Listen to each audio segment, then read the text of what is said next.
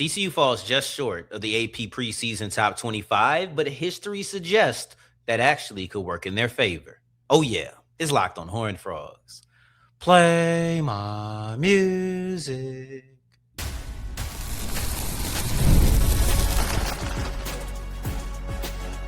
You are Locked on Horned Frogs, your daily podcast on the TCU Horned Frogs. Part of the Locked On Podcast Network, your team every day. What's going on, family? I'm Darian Gray, a.k.a. the Mouth of the South. Thank you for making this your first listen of the day every day. We close out today's episode by taking a look at what is the most intriguing position going into week 0 and its offensive line with all of those question marks. Segment 2, we're going to take a look into a position that we actually are very familiar with, and that is stud position, but I have a breakout player that you may not see coming. In segment 1 kicks off with the AP Top 25 preseason poll. This was revealed, and I think it's always interesting to get an idea, get a gauge of where it is that teams fall. What are the expectations for a team? And the expectation for TCU from national opinions is that TCU is not going to be a threat in the Big 12, and that is exactly how the Frogs should want it, because when you look at the history of the Big 12 over the last half decade, ain't nobody expect these champions to be coming before the year. Nobody. You have Texas in 2023, but outside of that, every single one, or I'll just put it this way, 4 of the last 5 Big 12 champions were unexpected. 4 of the last 5 Big 12 champions were teams that were, if not afterthoughts, close to being afterthoughts going into the year. And 3 out of the last 5 Big 12 champions weren't even ranked. This actually works in their favor, and I think that this securely puts the Frogs into sleeper territory. And I'll be honest with you, is this a surprise? It's not a surprise to me. It did catch me a little bit off guard, so maybe whatever a step below surprise was.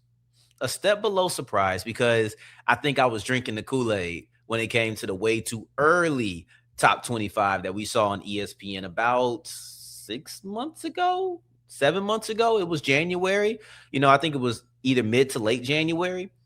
And when I seen that, I'm like, okay, maybe there's some higher expectations for TCU nationally than I originally thought. But I think this is appropriate. New offensive coordinator coming in from UConn. So though I think he has a great system, that not having P4 experience probably will be held against him. You have Jaden Craig coming in from Harvard, who he has the production. He has some of the reputation as well. I won't let anybody forget that he was considered a top 10 quarterback in the draft last year, for what that's worth. Not a top 10 pick, but a top 10 quarterback, except he did it at Harvard. So there's going to be natural questions on whether or not he's able to translate. I hope to have a really special guest come on the show next Monday. We're going to have, if I have it my way, we're going to have a special game week where we have 3 guests and then obviously a preview show. For those who are unfamiliar, I love Fridays during the week because it gives us a really cool game day experience, or pregame experience, I should say. Anywho, I thought that maybe other people were feeling a little high on Samus and Craig. But this is about what I expected. Newness gets hesitation, and hesitation when you weren't a powerhouse at the end of last year. Yeah, you barely made the top 25 at the end of last season. So knocking them down out of it and getting some votes, not the craziest thing, not the most surprising thing. But I said it at the beginning of the show, and I'll say it again. I think it puts TCU exactly where they need to be. Now, history suggests that teams who are under the radar in the Big 12 win the Big 12.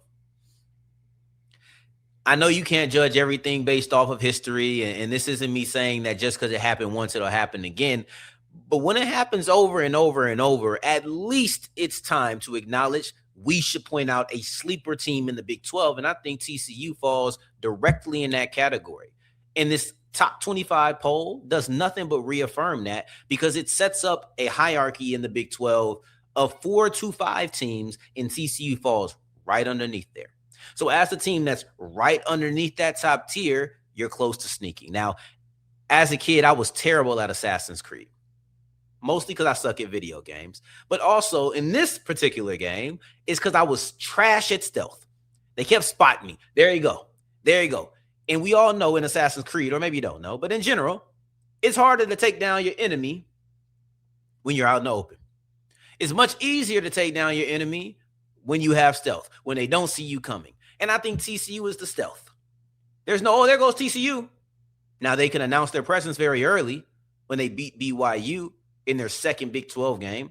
That'll be a way to announce their presence pretty early. That would make everybody be put on notice. And they'd be in the top 25. Stamp that. But in general, coming into the year, nobody's looking. Nobody's looking for the Frogs. Nobody, and that includes the Big 12. Top 25 conversations. They're 29 if you believe in going to remaining votes and just counting up how many votes they got. TCU got 11 votes. They got 11. But you have Texas Tech, then you have BYU, then you have Utah. No surprises there. Then you get Houston. And the inclusion of UH was really interesting where UH was included. UH is in the back end of the top 25. I think they're in 23 in the AP polls and then 24 in the AFCA. But they come in before Arizona. I've been a big proponent of saying the top four is BYU, Texas Tech, Arizona, Utah. Order them how you want. I've been a big proponent of that. I do think only the top two, BYU and Texas Tech, I feel cemented in their path, cemented in who they're supposed to be as long as injuries don't strike. Those are the ones I feel the most confident about. If somebody had to fall out of that tier, it'd be Arizona losing all of their defensive backs. It'd be Utah losing all of their offensive linemen. But I hadn't really considered the idea of Houston jumping into that tier. I hadn't considered the idea of Houston jumping over somebody. It's okay. But then recently I started second guessing myself, and I did a top 5 poll with the Big 12 squad show, or in the group chat that later went to the squad show. And I was like, you know what? I do think Houston and Willie Fritz deserves to be that 5th team. But if we're going to lump it in and say that upper tier is 5 teams and Houston is not the last of the bunch, things will get really interesting in the Big 12. If Houston becomes a team with a coach like Willie Fritz, who has a history of success everywhere he goes, if he is able to lead UH to being one of the better teams, they got Connor Wegman. And then don't forget, they got the number 1 quarterback in the nation on the bench right now. Wegman struggles, he's going to get replaced. But if he doesn't, this is one where TCU could have to deal with UH for some years to come, because Connor Wegman's a good quarterback. Keyshawn Henderson's going to be a good quarterback if everything goes out, the way it's supposed to, with being the number 1 quarterback.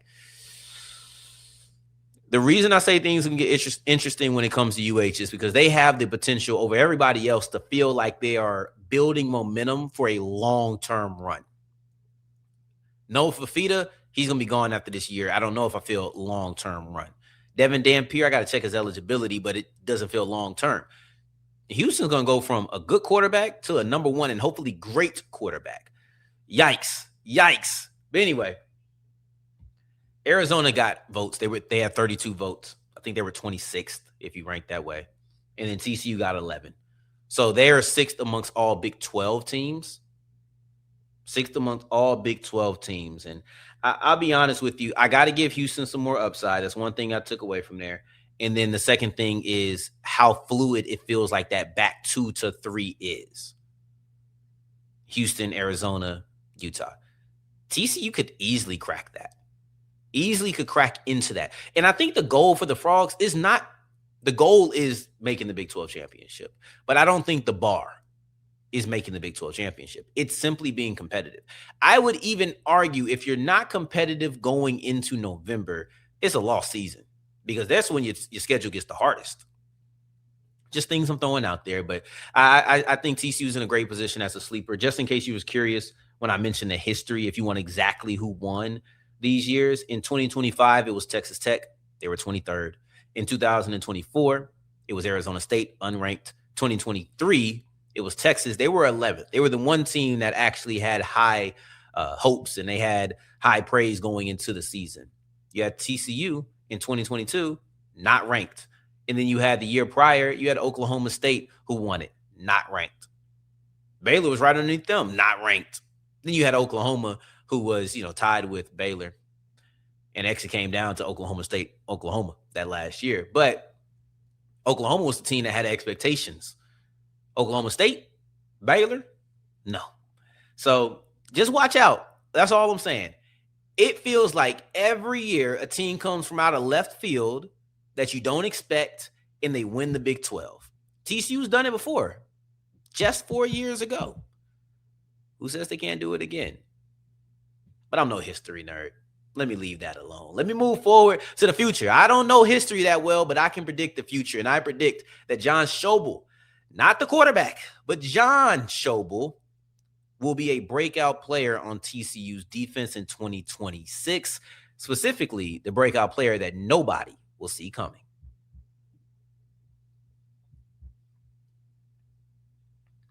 Today's episode is brought to you by FanDuel. Baseball fans, if you think you know who's hitting a homer today, and it doesn't matter when you're listening to this, because you can do it every single day, whether you're live, whether you caught me the next day, whether you just going and catching up on old episodes, daily dingers are still rolling. It's easy to play.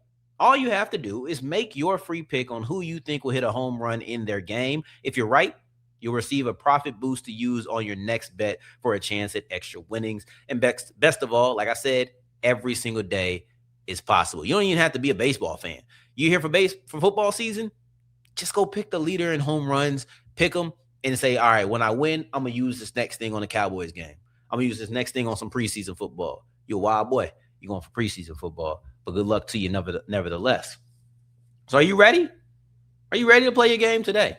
Because if you join all the action at FanDuel, that's FanDuel.com. If you join all the action at FanDuel.com to play daily dingers and make your free pick on who's hitting a homer, you get more winnings, more opportunities, and more payout every single time. Play ball and swing for the fences on FanDuel, an official partner of the MLB. Today's episode is also brought to you by Poncho. And listen, I have been doused in the Poncho drip all off season long. I love these things because it's a performance shirt.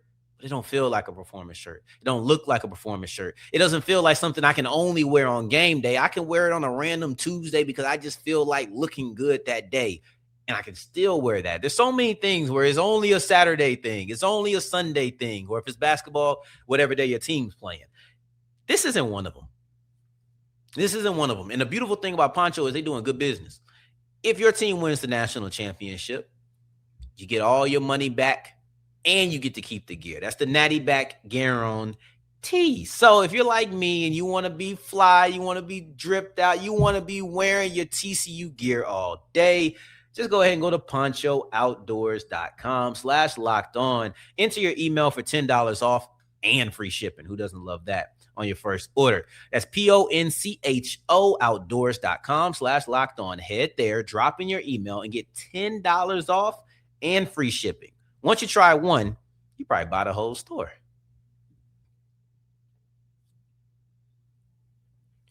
As we continue rolling on today's episode of Locked on Horned Frogs, I appreciate you for making this your first listen of the day every day and making us the #1 sports podcast network in the country. We couldn't do it without you, and honestly, wouldn't want to. So, John Schobel is the name that I suggest we all get familiar with because Schobel is the breakout candidate on the defense, in my opinion. Tomorrow, we're going to probably spend the entire episode, unless something crazy happens, we're probably going to spend the entire episode discussing and detailing breakout candidates on the offense.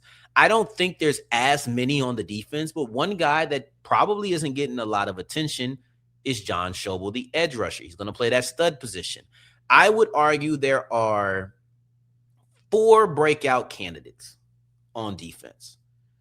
John Schobel, Gil Jackson, Paul Oyewale, and Max Carroll. When it comes to Carroll and Oyewale, they're not necessarily out of nowhere. And even Gil Jackson doesn't feel out of nowhere. For people who are not TCU related, for people who barely watched TCU last year, Gil Jackson is out of nowhere. If you watch some TCU, you probably saw Max Carroll. Paul Oyewale was a starter. I still think they're breakout candidates, but they don't check the out of nowhere box.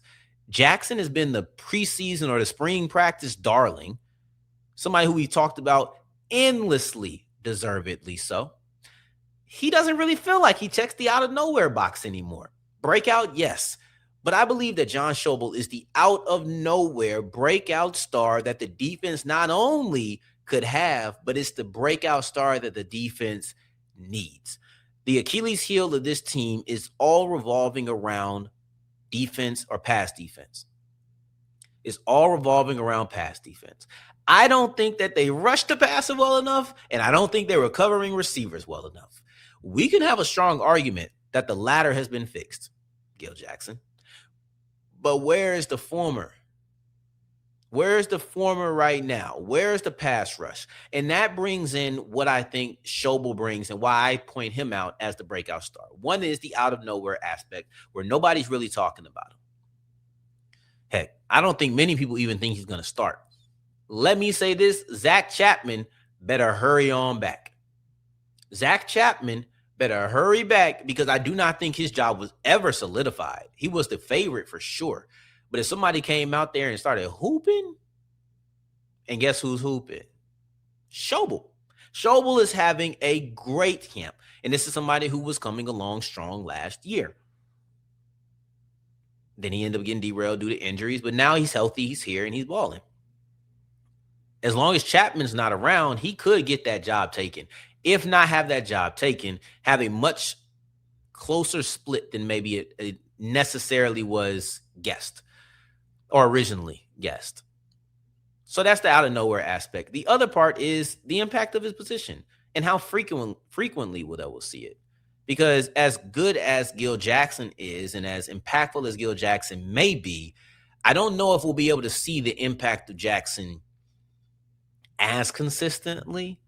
Obviously, if he's pulling down 5 interceptions, different conversation. But this is a situation where every single down, we're going to see TV copy. If you're in the game, whatever, you're going to see the edge rushers. And Schobel plays stud. He's going to be on the other side of Paul Oyewale. But where he separates himself from Oyewale is I think that his position, and this is just how I view the stud position, I view him as a hybrid, obviously, of linebacker and edge rusher. But I look at him as the best edge rusher on the team, the pure edge rusher on the team. And I think that's the thing that's a little bit different, is you're a pure edge rusher and you also have some drop back ability. You don't have to be great at it. I'm not asking you to go in and be Gil Jackson, right? Like I don't need Schobel to come in and be a guy like Gil Jackson. But what I do need him to be is a player who, if nothing else, is able to be competent. I need you to have good spatial awareness. Maybe get your hands on the ball every now and then. You know, Devin Deal was a player who you saw drop back some. You saw him rush the passer. He was the best pass rusher on this team from a defensive line standpoint. Obviously, the most effective and most productive sack artist was actually, Caleb Elarms Orr, but he was a linebacker. He was blitzing. He wasn't really a pass rusher per Last year, Devin Deal only dropped back 79 times, but Paul Oyewale dropped back 11. Right? So 79 to 11, it's not a ton. You're an edge rusher.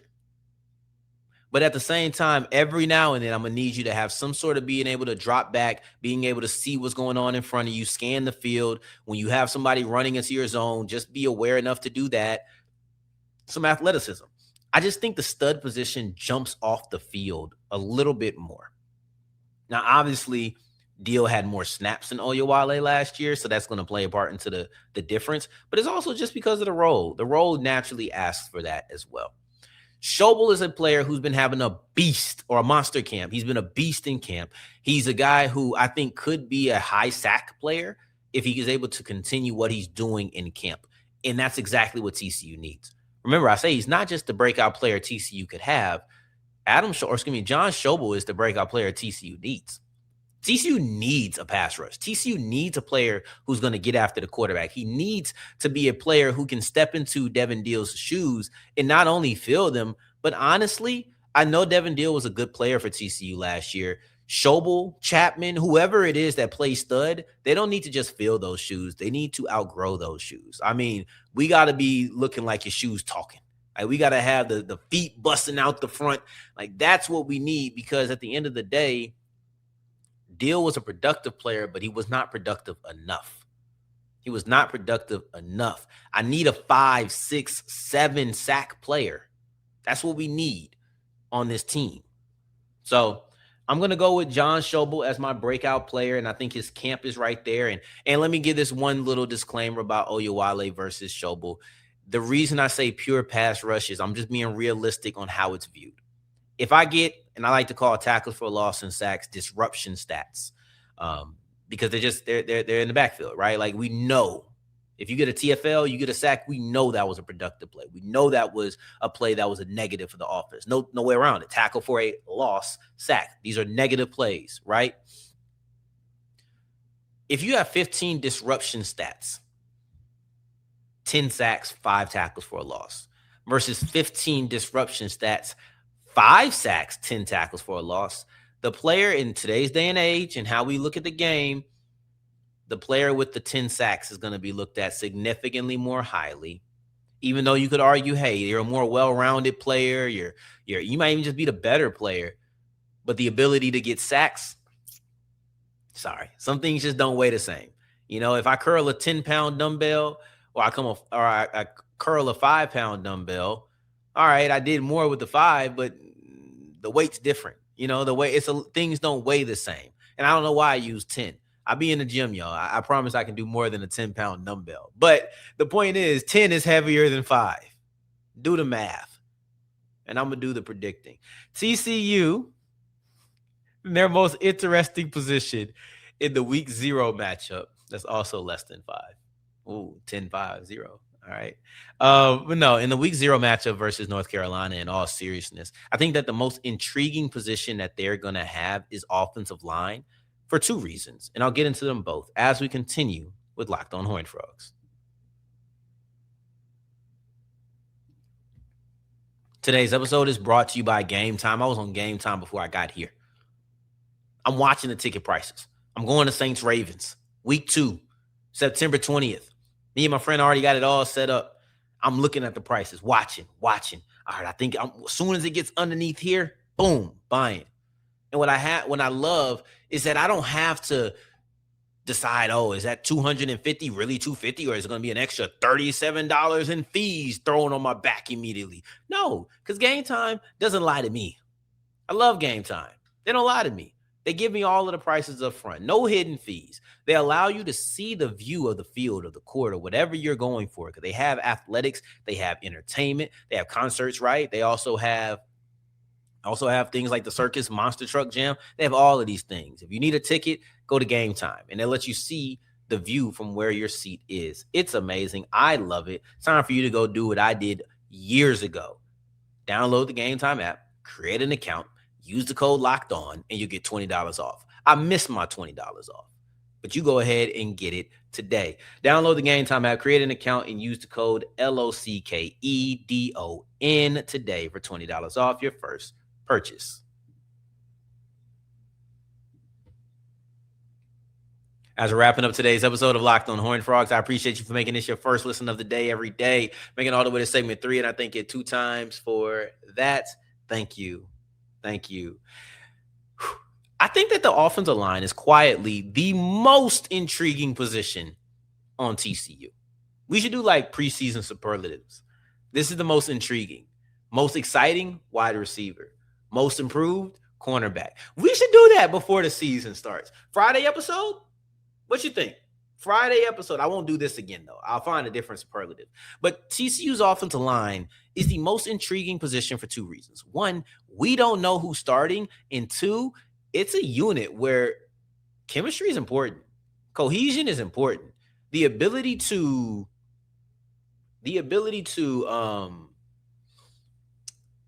know what the person next to you is going to do is important, right? Like, all of these things come into play when you're talking about offensive line play. So you want to trust your left guard, right? Like, I've seen left tackle struggle because they feel like they have to overcompensate. I've seen centers struggle because they have to overcompensate in both directions, right? Like you want to really have a unit that's strong top to bottom. And I think TCU could have that, but we don't know what it looks like. And I wonder now that media is not allowed to see anything past the first, 30 minutes, if they're going to start having more concrete rotations. But right now, I'm just going to go through the offensive line. Left tackle, Ben Taylor Whitfield. He's solidified. Him and the right guard, Noah McKinney, the only solidified starters. Everything else up in the air. Left guard, Cade Bennett. But there's also reports that Ryan Hughes is pushing for that position, and he's been playing really well. And it's a competition. This is the thing. Actually, let me go through it real quick, and I'll double back to that. So Cade Bennett looked at as the starter. Ryan Hughes pushing. Center, battle between Cooper Powers and Jaheim Buchanan. Right guard, Noah McKinney. He's solid. Right tackle, Witten Van Hoy, Killian Registe. This is a situation. I'm going to go to left guard. Samus doesn't have any loyalty to these guys. He has loyalty to McKinney, I guess, or not even. McKinney committed before Samus. Maybe he has some sort of loyalty to Buchanan. I don't think so. I think it's a true battle there. He didn't just pick him up and say, you're for sure going to be my starting center. And, they tried to get some guys from UConn. It didn't end up working. Bread, y'all. Bread. Everything comes down to the bread. Everything comes down to the moolah. Those UConn guys, they got paid handsomely. I'll just say that. But Cade Bennett, as long as he's been here, no loyalty. No loyalty to Bennett because you haven't seen him. So, yeah, maybe Ryan Hughes, who's played tackle, and I looked at him as a guy who could start at right tackle potentially. Now he comes in and possibly plays left guard, Center battle, obviously we detailed. And then Witten Van Hoy and Killian Registe, they just feel like two high upside players battling it out, and we'll see what they're able to be. So fascinating because I was on a show recently, and we talked about how there's a lot of returning players, but there's still a lot of unknown. Ben Taylor Whitfield returns. We know about him. Cade Bennett returns. We know about him. But if Ryan Hughes end up beating him out, Hughes is a returner. We don't know too much about him in that capacity. Powers, returner, but he only started late in last season. Don't know a lot about him. Jaheim Buchanan, new guy on the block. Noah McKinney, new guy on the block.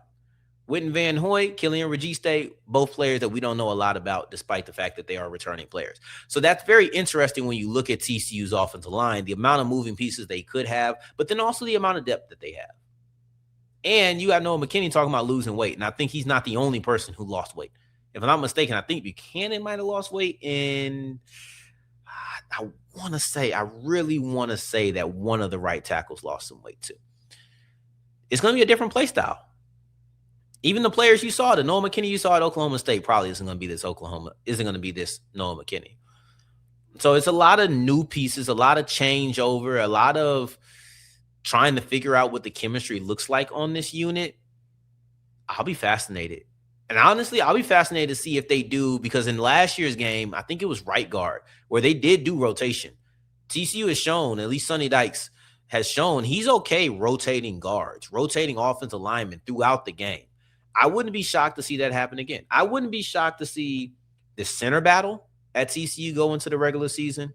I wouldn't be shocked to see the right tackle battle go into the regular season.